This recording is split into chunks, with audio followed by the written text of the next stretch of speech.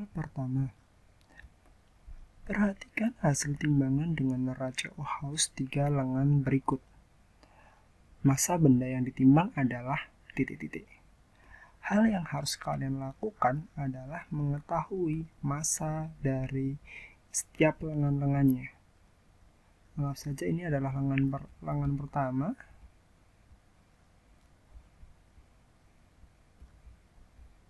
Sebelah sini adalah lengan kedua.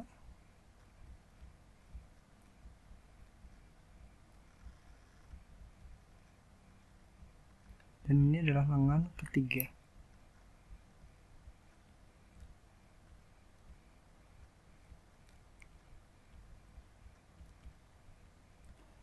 Oke, kita lihat. Lengan pertama itu menunjukkan angka 400 yang dimaknai sebagai 400 gram.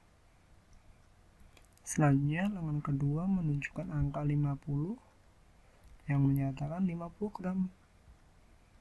Dan yang lengan ketiga itu menunjukkan angka 6,5 gram. Nah, kalaupun kita total yaitu 400 gram. Terus ada 50 gram. Dan yang satunya adalah 6,5 gram. Kalaupun kita jumlahkan, maka kita akan mendapatkan 456,5 gram. Sehingga massa benda yang ditimbang yaitu 456,5 gram. Sehingga jawaban yang tepat adalah pilihan C.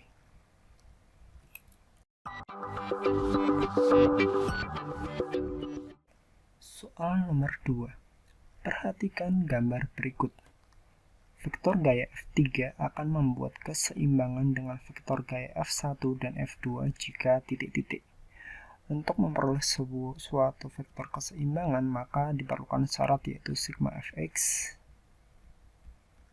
itu bernilai 0 dan juga sigma Fy bernilai 0. Nah, untuk mendapatkan tersebut maka kita harus memasangkan salah satu vektor yaitu vektor F3 di tempat sebelah sini.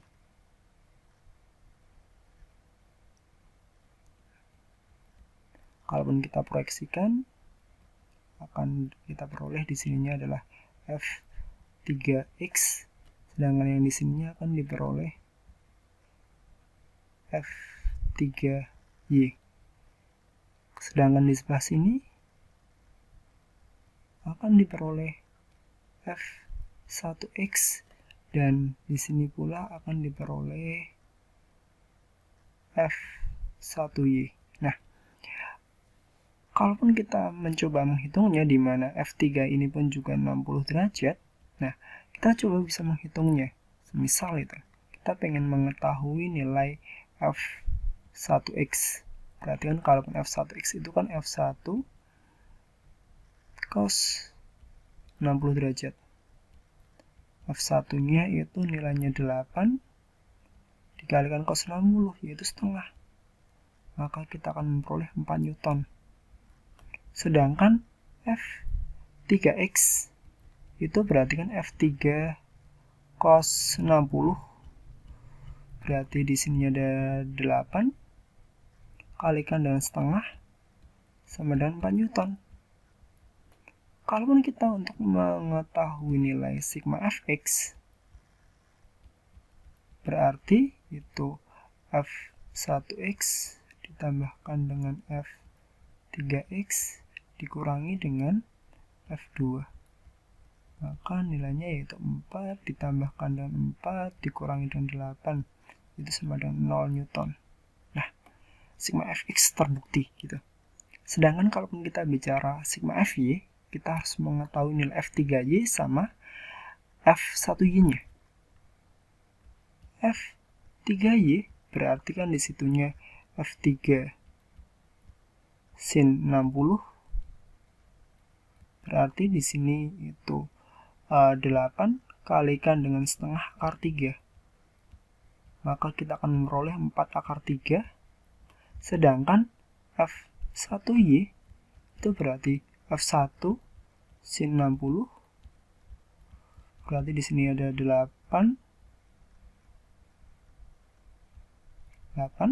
kalikan dengan setengah akar 3, maka kita memperoleh 4 akar 3, dan akhirnya kita untuk menentukan nilai sigma f y, berarti kan di sininya ada f3y dikurangi dengan f1y, maka 4 akar 3 dikurangi dengan 4 akar 3, maka kita akan memperoleh 0 Newton. Sehingga kalau kita melihat jawabannya, jawaban yang tepat itu terletak di sebelah jawaban yang 8 Newton dengan sudut 60 derajat terhadap sumbu X positif. Jadi jawabannya adalah C.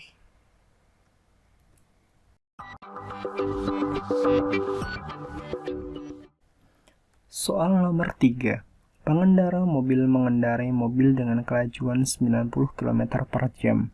Ketika di tengah jalan, pengendara melihat seorang anak menyeberang jalan pada jarak 251 meter di depannya. Jika mobil direm dengan perlambatan maksimum sebesar 1,25 meter per sekon kuadrat, maka akan terjadi peristiwa titik-titik. Hal yang perlu kalian lakukan yaitu mengetahui jarak ketika mobil itu berhenti. Kita tahu bahwa di situ kelajuan awalnya itu sama dengan 90 km per jam. Nilai tersebut setara dengan 25 meter per sekon. Nah, mobil itu kan ingin berhenti sehingga kecepatan akhirnya yaitu 0 meter per sekon. Dan dia mengalami perlambatan sebesar 1,25 meter per sekon kuadrat. Nah, dari sini kita bisa mengambil sebuah persamaan yaitu Vt kuadrat sama dengan V0 kuadrat plus 2AS. Dari persamaan ini kita bisa menyelesaikannya dengan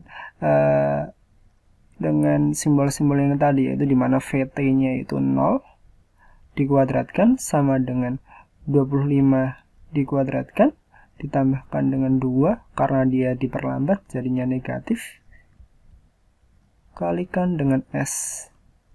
Berarti di sini 0 sama dengan 625 dikurangi dengan 2,5 S.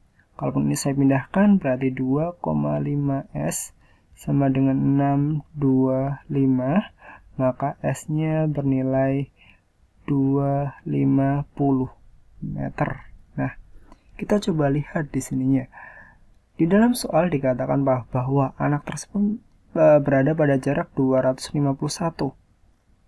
Sini ini.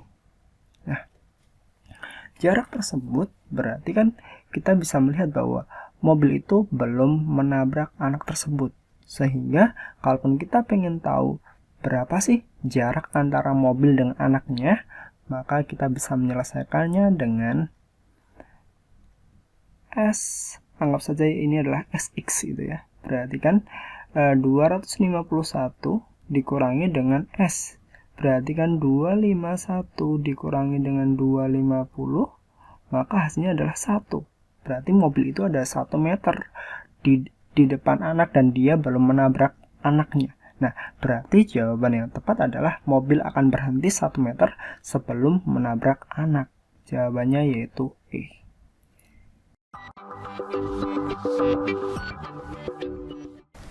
Soal nomor 4. Seseorang dengan massa 60 kg berada di dalam lift yang bergerak ke bawah dengan percepatan 3 meter per meter sekon pangkat min 2. Jika percepatan gravitasi 10 meter per sekon kuadrat atau ms pangkat min 2, gaya desakan kaki orang pada lantai lift adalah titik-titik. Kita coba bikin ilustrasinya. Ada sebuah lift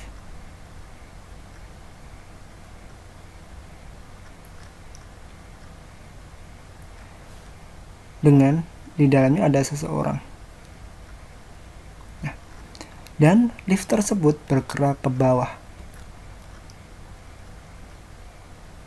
Nah, Kalaupun kita coba uraikan gaya-gaya pada orang ini, gitu, di sini pastinya ada berat orang tersebut yang disimbolkan sebagai W. Sedangkan selanjutnya ada gaya normal yang disimbolkan sebagai N.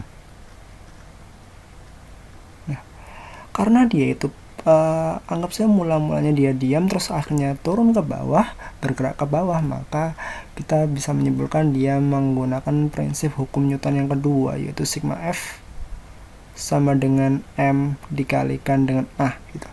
Nah, selanjutnya sigma F-nya ini bergantung dengan pergerakan dari lift tersebut. Karena liftnya arahnya ke bawah, maka kita bisa menyimpulkannya dengan W dikurangi dengan N sama dengan M dikalikan A, dan kita ingin mengetahui nilai N-nya ini gitu.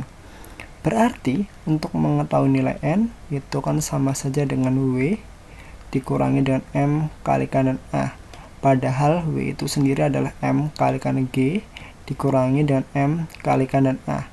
Masanya itu nilainya 60 dikalikan dengan 10 dikurangi dengan 60 kalikan A-nya itu bernilai 3, maka kita akan memperoleh ini 600 dikurangi dengan 180. Kita akan memperoleh nilai 0, di sini 2, ini ada 4. Maka nilainya adalah 420 Newton nilai N-nya. Kalaupun kita lihat di pilihan jawabannya, nilai yang paling tepat adalah pilihan A.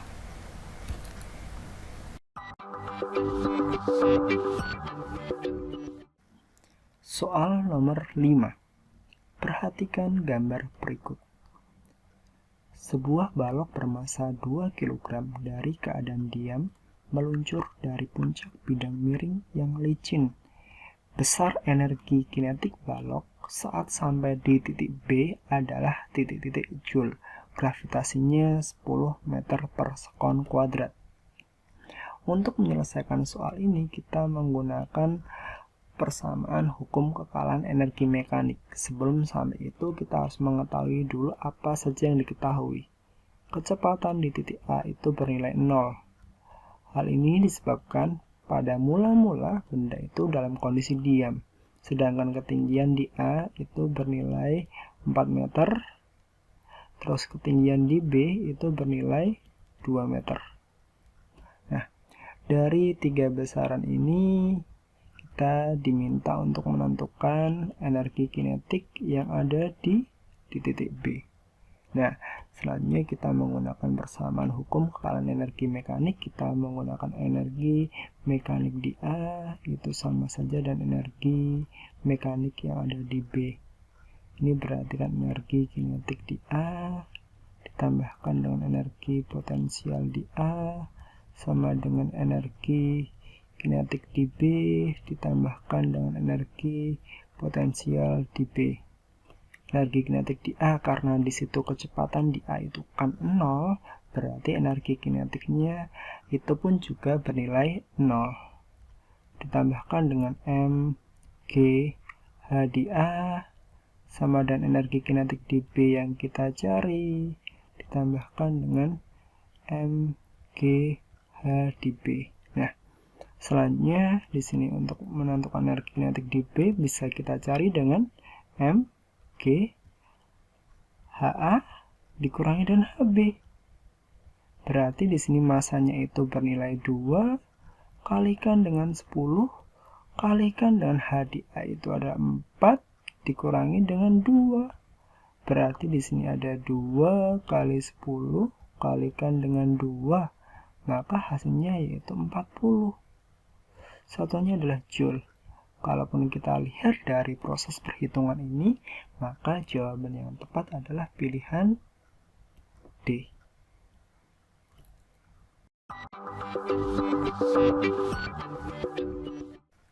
Soal nomor 6. Benda A bermasa 5 kg dan benda B bermasa 1 kg bergerak saling mendekati dengan kecepatan masing-masing 2 meter per sekon dan 12 meter per sekon. Jika setelah tumpukan keduanya menempel, dapat disimpulkan bahwa titik-titik. Untuk menyelesaikan soal ini, kita coba membuat ilustrasinya terlebih dahulu. Andaikan di sini ada benda A yang bergerak ke sini dengan kecepatan 2 meter per sekon, dengan benda A tersebut memiliki massa 5 kg, sedangkan pada benda B ada di sini, dia bermassa 1 kg dengan kecepatannya yaitu 12 meter per sekon. Nah, dalam soal diceritakan bahwa kedua benda tersebut akan saling menempel, sehingga dapat kita katakan bahwa di situ akan terjadi tumbukan tidak lenting sama sekali. Ketika kita membicarakan tumbukan tidak lenting sama sekali, maka kita dapat menyelesaikannya dengan bersamaan MA kalikan VA ditambahkan dengan MB kalikan dengan VB sama dengan MA tambahkan dengan MB kalikan dengan V aksen. MA-nya di sini sebesar 5 kg kalikan dan VA-nya itu bernilai 2 ditambahkan dengan MB-nya itu 1, VB-nya itu karena dia berlawan arah maka dia kita anggap sebagai negatif 12 sama dengan 5 ditambahkan dengan 1 kalikan dengan V aksen. Di sini nilainya 10 dikurangi dengan 12 sama dengan 6 V aksen. Hasilnya yaitu di sini min 2 sama dengan 6 V aksen, sehingga V aksennya itu sama dengan min 2 per 6 atau sekitar min 1/3 atau min 0,33. Kita tahu di situ hasilnya negatif. Negatif di sini menunjukkan sebagai arah. Dan arahnya itu sesuai dengan arah pada benda B. Nah, sehingga kalaupun kita lihat berarti kalaupun dia searah dengan benda B, berarti dia berlawanan arah dengan gerak benda A. Sehingga jawaban yang tepat itu adalah pilihan B. 0,33 meter per sekon berlawan arah dengan gerak benda A semula.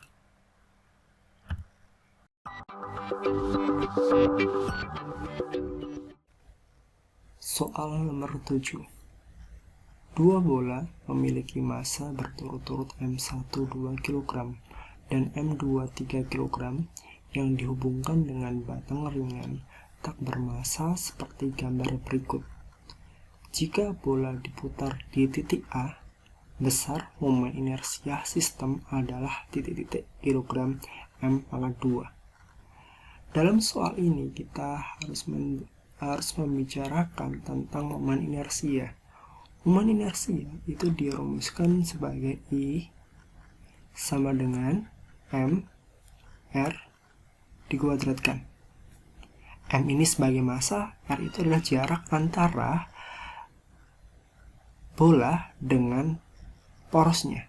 Nah, untuk itu ketika di sini dikatakan bahwa porosnya itu ada di titik A, maka di sini ada dua bola, maka akan ada inersia yang pertama dan juga ada inersia yang kedua.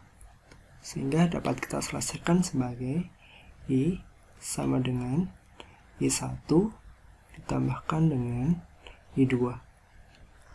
I1 itu sama saja dengan M1 kali R1 dikuadratkan ditambahkan dengan M2 kalikan dengan R2 dikuadratkan.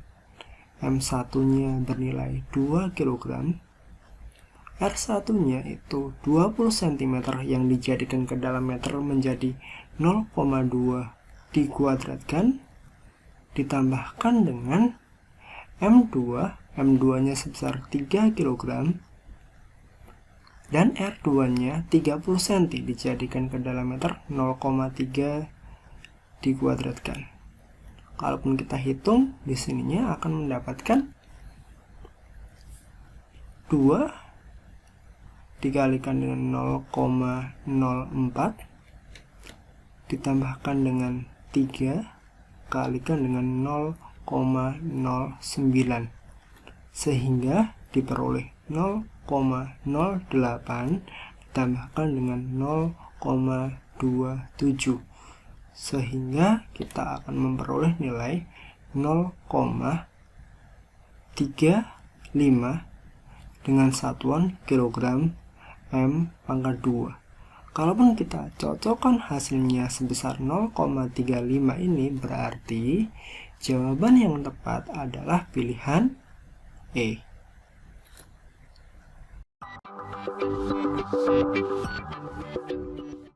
Soal nomor 8.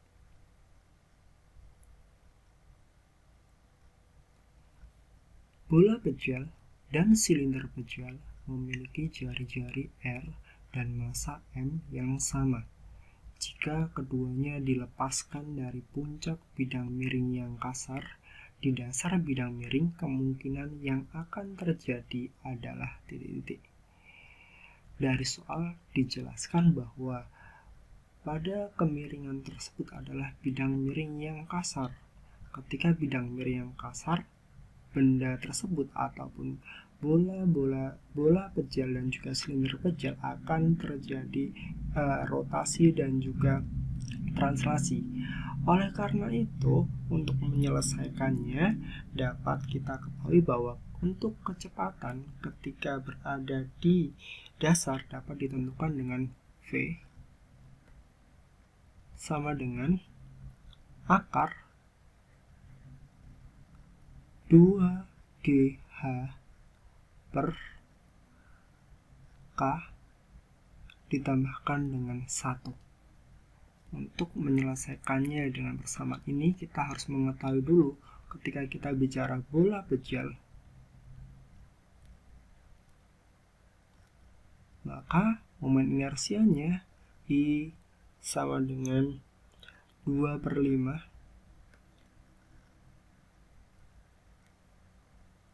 mr kuadrat.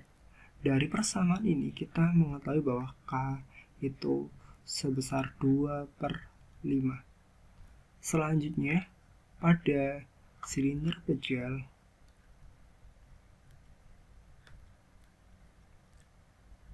nilai I itu sebesar setengah mr dikuadratkan, sehingga dapat kita katakan bahwa nilai K itu sebesar setengah. Nah, dari persamaan ini kita bisa membuat sebuah kesimpulan bahwa V akan bernilai besar ketika di sini ini pembaginya itu kecil.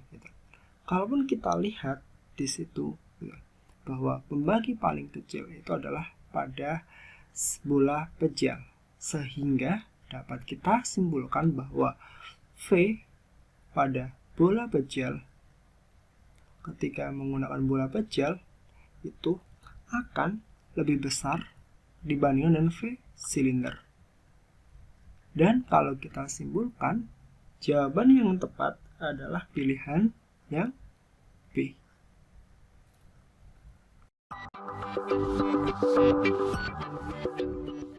Soal nomor 9. Sebuah balok es terapung di dalam bejana berisi air. Jika diketahui massa jenis es dan air masing-masing adalah 0,90 gram per cm3 dan 1 gram per cm3, diperkirakan bagian es yang terendam dalam air adalah titik-titik. Nah, di sini kita bisa mengetahui bahwa massa jenis pada es sebesar 0,9 gram per cm pangkat 3. Sedangkan massa jenis pada air sebesar 1 gram per cm pangkat 3. Kita ingin mengetahui bagian es yang terendam, berarti kita ingin mengetahui volume benda yang tercelup itu berapa. Nah, kita dapat menyelesaikannya dengan persamaan rho benda kalikan dengan volume benda sama dengan rho fluida kalikan dengan volume benda tercelup. Rho bendanya itu sebesar 0,9 kalikan dengan volume benda yang kita cari sama dengan rho fluida itu 1 kalikan volume benda tercelup ini yang kita cari. Nah, sehingga kita bisa memperoleh sebuah kesimpulan bahwa volume benda yang tercelup itu sama dengan 0,9 volume benda. Kalaupun kita diminta untuk mengetahui berapa nilai persenannya, kita bisa menyelesaikannya dengan volume benda tercelup itu sama saja dengan nilainya ini kan 0,9, berarti 0,9 dikalikan dengan 100% dari volume benda tersebut. Berarti kita bisa mengambil sebuah kesimpulan bahwa volume benda tercelupnya itu adalah 90%. Berarti jawaban yang tepat itu adalah pilihan A.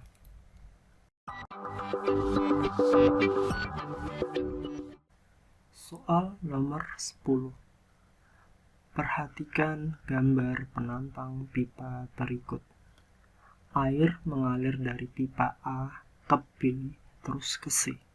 Perbandingan luas penampang A dengan penampang C adalah 8:3. Jika kecepatan aliran di penampang A itu V, kecepatan aliran pada pipa C adalah titik-titik. Dalam menyelesaikan soal nomor 10 ini, kita menggunakan asas kontinuitas di mana debit pada A itu sama saja dengan debit yang ada di titik B dan juga debit yang ada di titik C.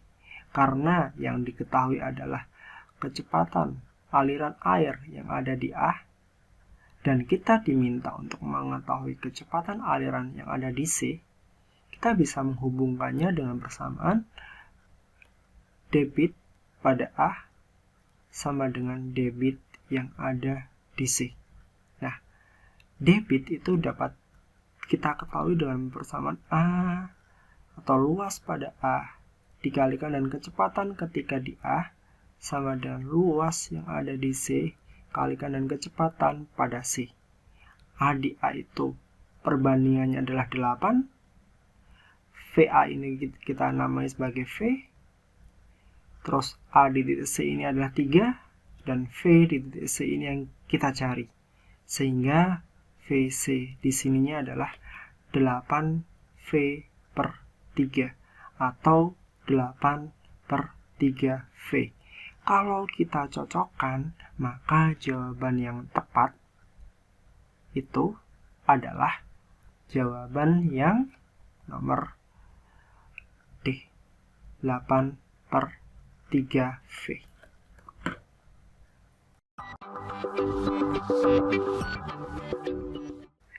Soal nomor 11.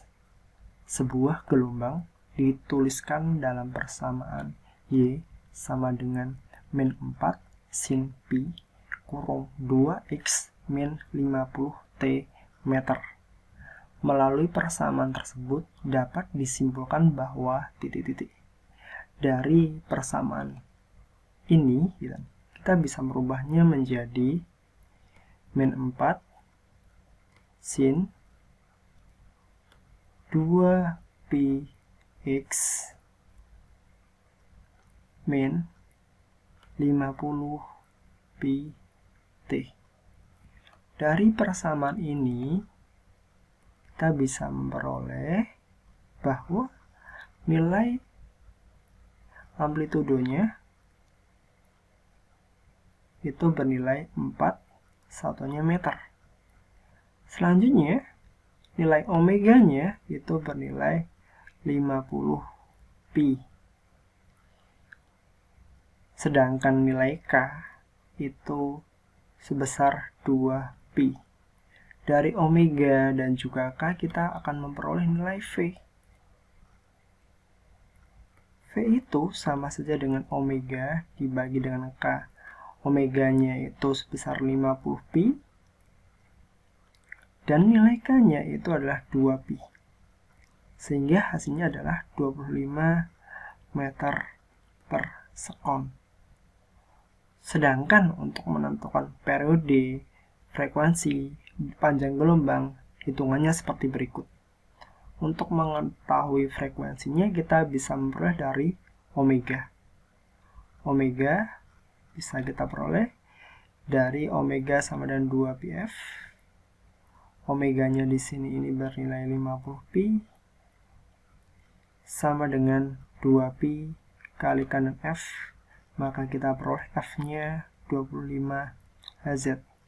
Nah, selanjutnya dari F ini kan kita akan memperoleh nilai T ataupun periodenya dengan cara 1/F, yaitu 1/25. Sedangkan untuk mengetahui nilai lambda diperoleh dengan nilai K. K itu sendiri sama saja dengan 2 pi per lambda. Dan lambdanya itu berarti 2 pi dibagi dengan K. 2 pi dan nilai K-nya tersebut nilainya adalah 2 pi juga, maka panjang gelombangnya adalah 1 meter. Ketika panjang gelombangnya ini 1 meter dan 25 meter ini letak 2 titiknya, padahal bahwa 25 ini adalah kelipatan dari 1. Maka 2 titik yang berjarak 25 meter ini adalah sefase, bukan beda fase.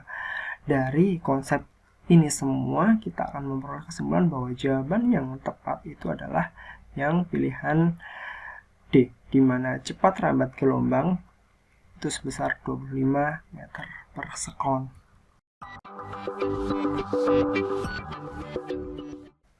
Soal nomor 12. Pada sebuah bejana kaca yang volumenya 500 mili, penuh berisi alkohol pada suhu 10 derajat Celcius. Bejana dipanaskan sehingga suhunya menjadi 50 derajat Celcius. Jika koefisien muai volume alkohol 1,1 kali 10 pangkat min 4 per derajat Celcius, volume alkohol yang tumpah itu berapa dengan koefisien muai panjang kaca itu sebesar 3 kali 10 pangkat min 6 derajat Celcius pangkat min 1. Nah, kita harus mengetahui dulu apa saja yang diketahui. Yang diketahui yaitu volume mula-mula 500 mili. Selanjutnya di situ terjadi perubahan suhunya dari 10 menjadi 50 sehingga delta T-nya adalah 40 derajat Celcius. Selanjutnya, koefisien muai volume ataupun disebut dengan gamma pada alkohol itu sebesar 1,1 kali 10 pangkat min 4 per derajat Celcius. Sedangkan koefisien muai panjang atau lebih disingkat sebagai alfa pada kaca itu sebesar 3 kali 10 pangkat min 6. Di sini volume alkohol tumpah, berarti akan terjadi pemuaian. Karena terjadi pemuaian, maka kita anggap sebagai di sini pemuaian volume bisa disimbolkan sebagai delta V ataupun nanti dikatakan sebagai volume alkohol yang tumpah, yaitu V0 kalikan dengan gamma kalikan dengan delta T.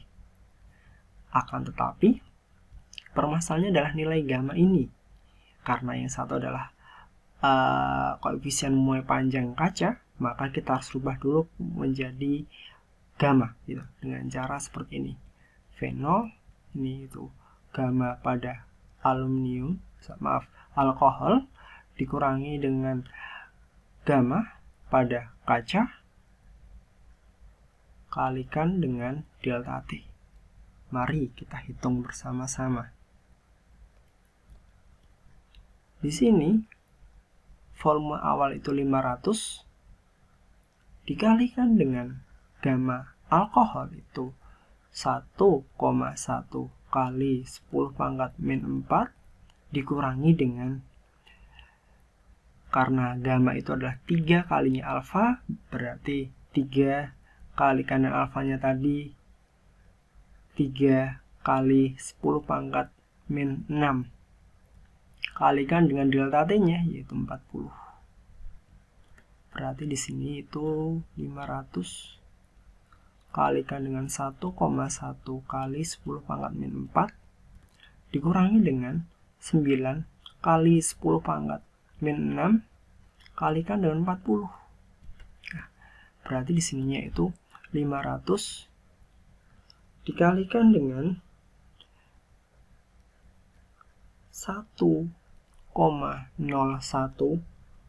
kali 10 pangkat min 4 dan dikalikan dengan perubahan suhunya 40 dan akan diperoleh nilai sebesar 2,02 mili. Sehingga jawaban yang tepat adalah pilihan 2,02. 2,02 berarti jawabannya adalah yang C. Ya.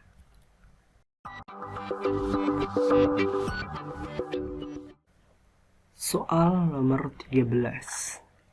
Gas dalam ruangan tertutup bersuhu 42 derajat Celcius, bertekanan 7 atm dan volumenya 8 liter. Jika gas tersebut dipanasi hingga 87 derajat Celcius dan tekanan naik 1 atm, volume gas akan titik-titik. Nah, untuk menyelesaikan soal ini kita perlu tahu apa saja yang diketahui. Kondisi mula-mula dia punya suhu sebesar 42 derajat Celcius yang senilai dengan 315 Kelvin.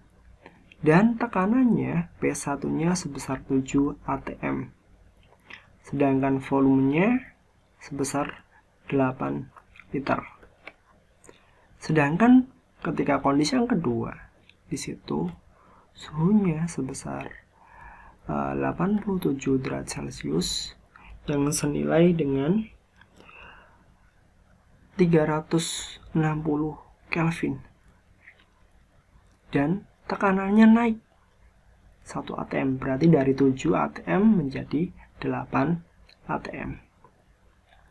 Dari besaran-besaran ini kita ingin mengetahui volumenya gas itu. Ketika kita membicarakan di sini volumenya gas, berarti kita bisa menentukan dengan persamaan P1 V1 per T1 sama dengan P2 V2 per T2. Dan P1-nya di sini 7 dikalikan dengan V1-nya ini kita anggap sebesar 8 liter. T1-nya itu 315 sama dengan P2-nya ini 8 kalikan dengan V2 itu yang kita anggap sebagai yang kita cari dibagi dengan T2-nya 360. Nah, dari hitungan ini kita dapat peroleh bahwa V2 akan bernilai 8, satuannya liter. Nah, padahal kondisi mula-mula itu pun juga 8 liter. Akhirnya pun juga 8 liter. Sehingga dapat ketahui bahwa volume gas pada ruangan tersebut akan bernilai tetap.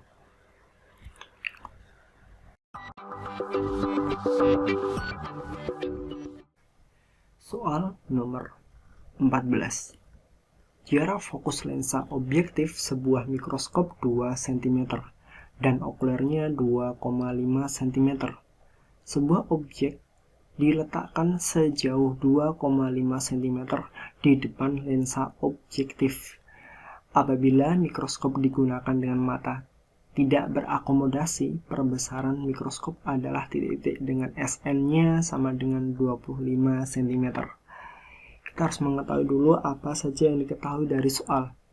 Pada soal diterangkan bahwa fokus lensa objektif atau FOB-nya itu bernilai 2 cm. Selanjutnya, fokus pada lensa okuler atau FOK-nya itu bernilai 2,5 cm.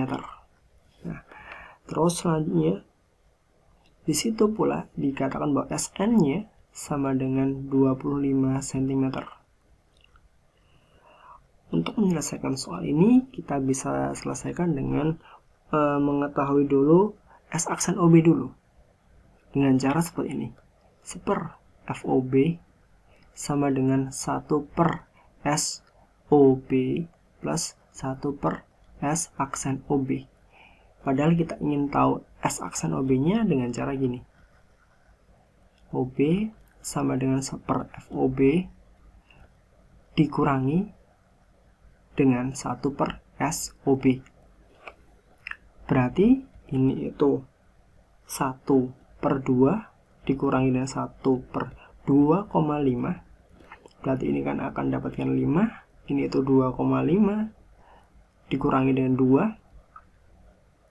Maka kita akan dapatkan bahwa S aksen OB sama dengan 5 dibagi dengan 2,5 dikurangi 2 sebesar 0,5, sehingga S aksen OB-nya bernilai 10. Nah, selanjutnya kita bisa mengetahui perbesaran bayangannya, nilai M-nya. Nilai M, karena dia itu mata tidak berakomodasi, dapat kita tentukan dengan S aksen OB per SOB kalikan dengan SN per FOK. S aksen OB-nya tadi nilainya 10 dibagi dengan SOB, yaitu SOB-nya itu bernilai 2,5 dikalikan dan SN-nya itu 25 dibagi dengan FOK. FOK-nya pun juga nilainya 2,5. Dan ini berarti 10 bagi 2,5 itu 4 dikalikan dengan 10. Dan hasilnya adalah 40 kali. Jadi perbesaran bayangannya adalah 40 kali dan jawaban yang tepat adalah pilihan D.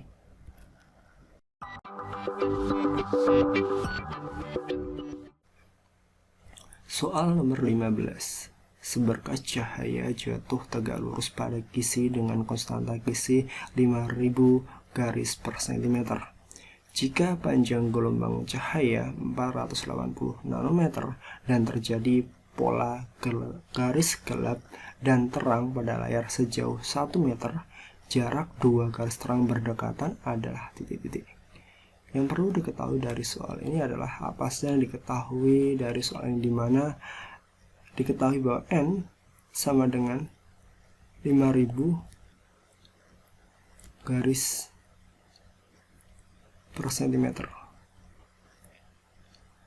Selanjutnya ada lambda sama dengan 480 nanometer yang senilai dengan 4,8 kali 10 pangkat min 5 cm. Nah, ada L, itu jaraknya yaitu 1 meter, kalaupun dijadikan cm jadi 100 cm, dan N kecilnya itu sebesar 1.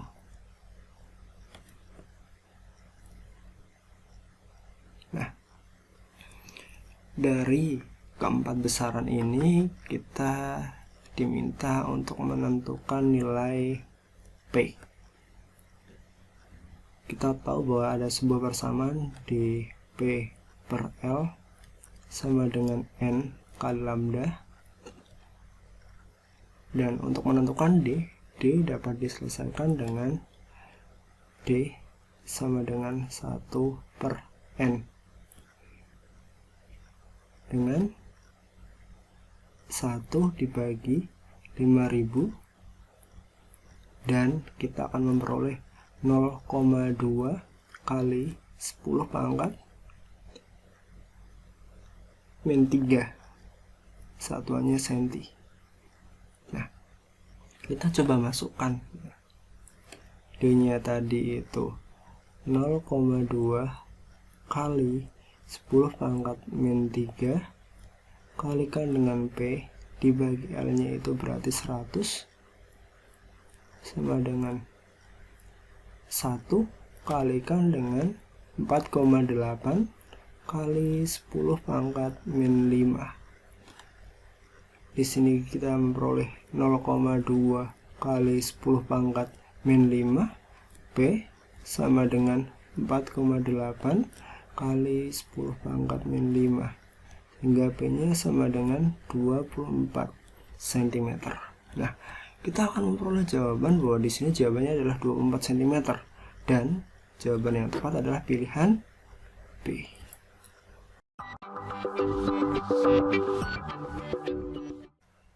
Soal nomor 16. Perhatikan gambar berikut. Sebuah bola konduktor berongga bermuatan 4 mikrokolom dan jari-jarinya 10 cm ditunjukkan pada gambar. Berdasarkan gambar tersebut dapat disimpulkan bahwa titik-titik. Nah, ketika kita membicarakan tentang potensial pada bola konduktor, potensial yang berada di ujung sini dan di bagian dalam bola itu pun juga nilainya sama gitu. Nah, berarti dengan kata lain bahwa V ataupun potensial di titik B itu sama dengan potensial di titik A. Sedangkan sementara itu potensial di titik C ini lebih kecil dibandingkan dengan potensial baik itu di titik B ataupun di titik A. Kalaupun kita mengambil dari sebuah pernyataan ini, berarti jawaban yang tepat di mana VC itu lebih kecil daripada VB dan VC ini pun juga lebih kecil daripada VA, maka jawaban yang tepat itu adalah pilihan yang sebelah ini, C.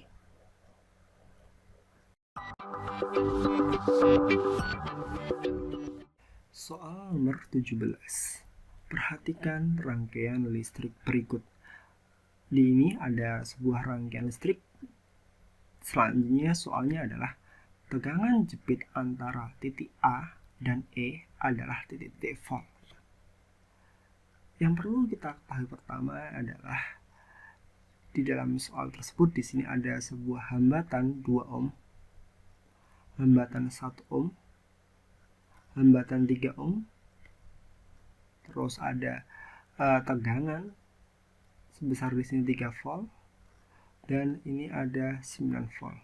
Nah, selanjutnya kita anggap bahwa seandainya di sini adalah R1, ini ada R2, ini ada R3, di sini ada V1 dan di sini ada V2 ataupun bisa dinamakan sebagai E gitu kan. Nah, dengan arah dari GGL tersebut arahnya adalah ke arah sini. Arah arusnya ke arah sini. Arah putarannya ke arah sini. Kalaupun kita hubungkan dengan hukum Kirchhoff yang kedua, yaitu sigma E plus sigma R sama dengan 0, berarti di sininya yaitu arah putarannya ke sini berarti 9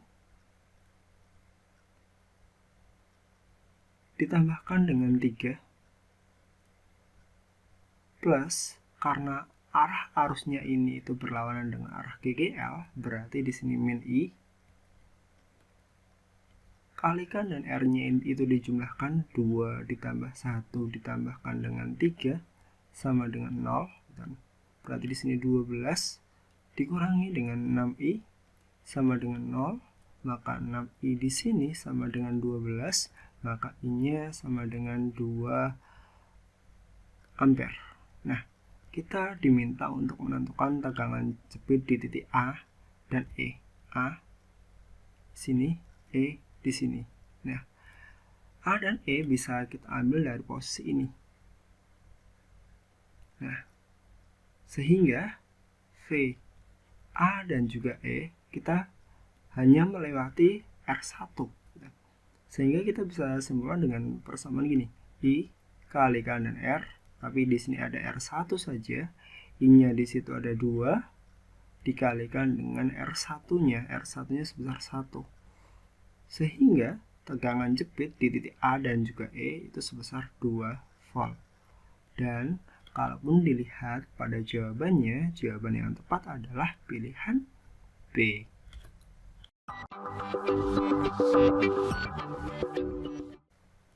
Soal nomor 18.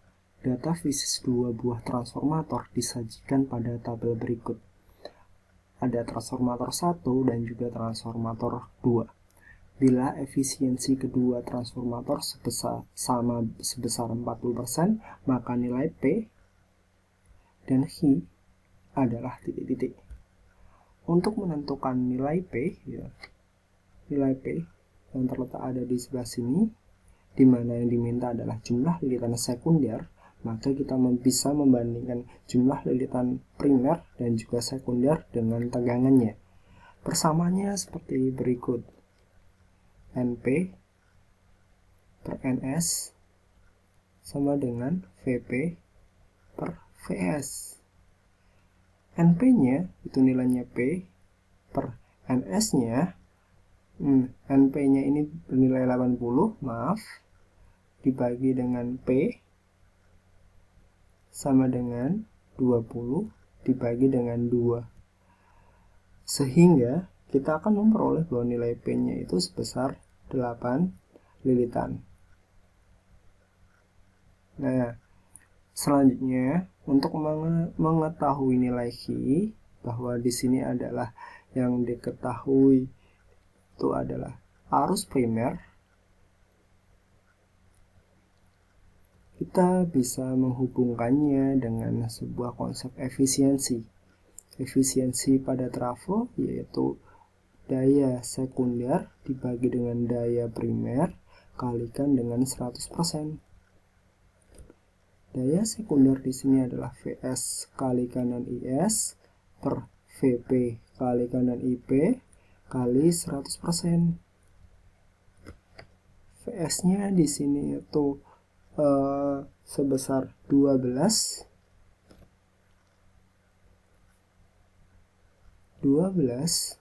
kalikan dengan IS-nya, itu kita ambil arus pada sekundernya yaitu 2 per VP-nya yaitu yang ini 120 kalikan dengan IS kali 100%, dan efisiensinya yaitu 40%. Dari perhitungan ini kita akan memperoleh hasil bahwa arus sekundernya itu bernilai 1 ampere. Dari hasil perhitungan dengan P-nya itu 8 lilitan dan IS dengan simbol H itu sebesar 1 ampere, maka jawaban yang tepat itu ada di pilihan B.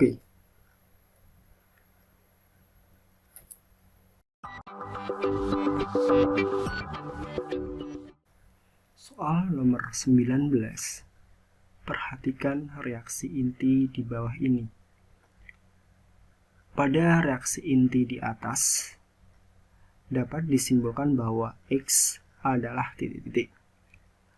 Hal yang perlu diketahui yaitu kita harus mengetahui nilai A dan juga Z pada nilai X ini. A itu bernilai 238 ini dikurangi dengan 234 yang berada di sebelah sini, sehingga hasilnya adalah 4. Selanjutnya, untuk menentukan nilai Z dapat ditentukan pada nilai 92 dikurangi dengan 90 ini, dan hasilnya adalah 2. Kalaupun kita coba tulis lagi, simbolnya itu ada simbol X, 4, 2. Dari 4 dan juga 2, kita bisa mengetahui bahwa ada sebuah partikel yang bernilai pun juga sama, yaitu partikel alfa. Dengan di sini pun juga ada 4, ada 2. Nah, sehingga kalaupun kita bisa melihat bahwa pada soal itu jawaban yang tepat itu pilihan E.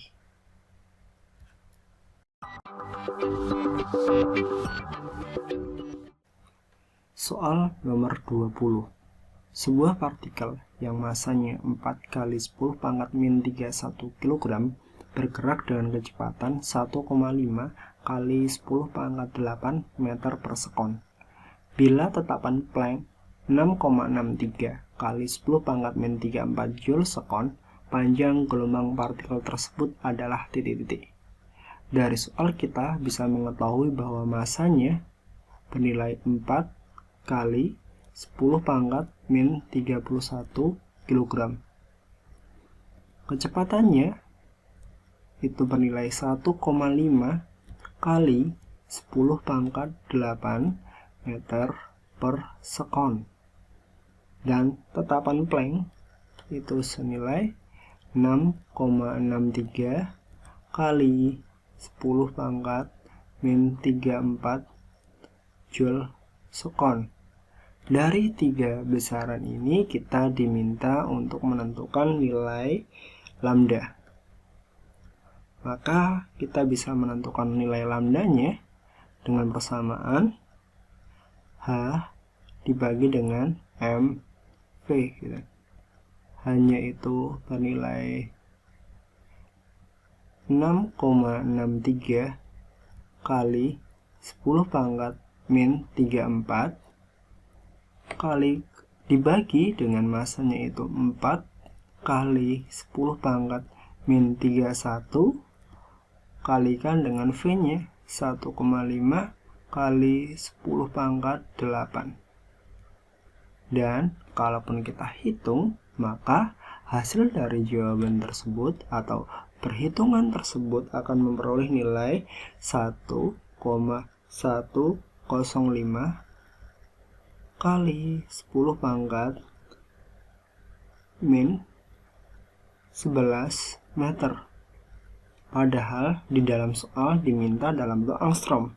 Kalaupun kita rubah ke dalam angstrom, maka jawaban yang tepat yaitu 0,1 angstrom. Nah, dari perhitungan ini dapat kita ketahui bahwa jawaban yang tepat adalah pilihan A.